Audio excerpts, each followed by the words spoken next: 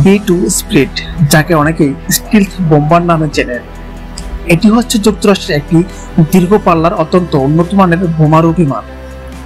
এটি এমনভাবে তৈরি যাতে রাডার ধরা না পড়ে, এমনকি বিশ্বের সবচেয়ে শক্তিশালী রাডার ব্যবস্থাও অনেক সময় এর অস্তিত্ব টের পায় না।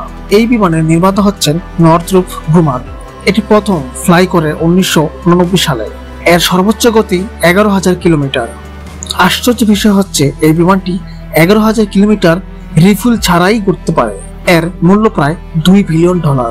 B2 এর সবচেয়ে বিস্ময়কর দিক হলো এর ফ্লাইং উইং ডিজাইন।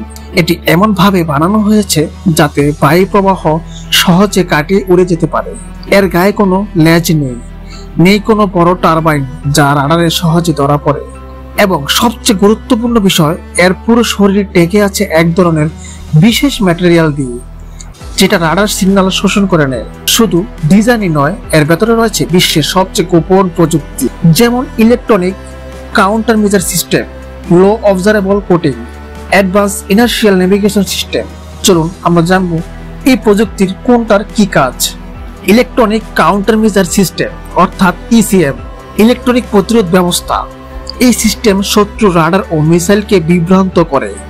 যখন শত্রু রাডার B2 বিমানকে শনাক্ত করতে চায় বা মিসাইল লঞ্চ করে, তখন ইসিএম ভুল সংকেত পাঠিয়ে শত্রু রাডারকে বিভ্রান্ত করে, শত্রুর মিসাইল লক্ষ্য পরিবর্তন করে, নিজেকে অদৃশ্য বা অন্য জায়গায় দেখায়।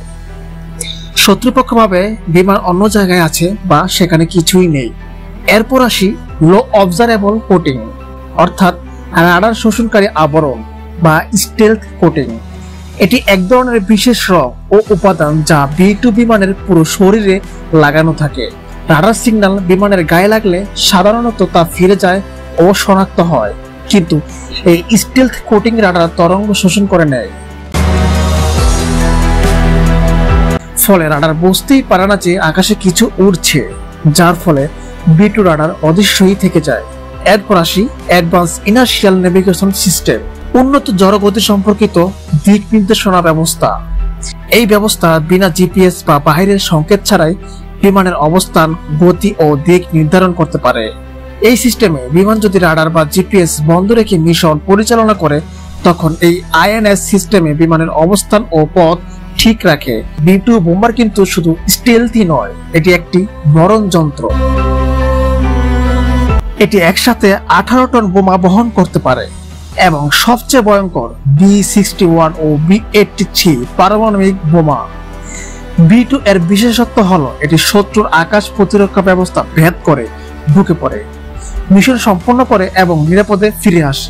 B2 বোম্বার এর মধ্যে বহু গোপন মিশনে অংশ নিয়েছে, যেমন 1999 সালে কসোভো যুদ্ধ, 2001 সালে আফগানিস্তানে তালেবান ঘাঁটিতে হামলা, 2003 সালে ইরাক যুদ্ধের সময় গুরুত্বপূর্ণ স্থাপনাগুলোতে ধ্বংসের ভূমিকা, এবং সাম্প্রতিক রিপোর্ট অনুযায়ী 2025-22 জুনে ইরানে 3টি স্থানে পারমাণবিক ঘাঁটিতে হামলা চালায় এই বিমান।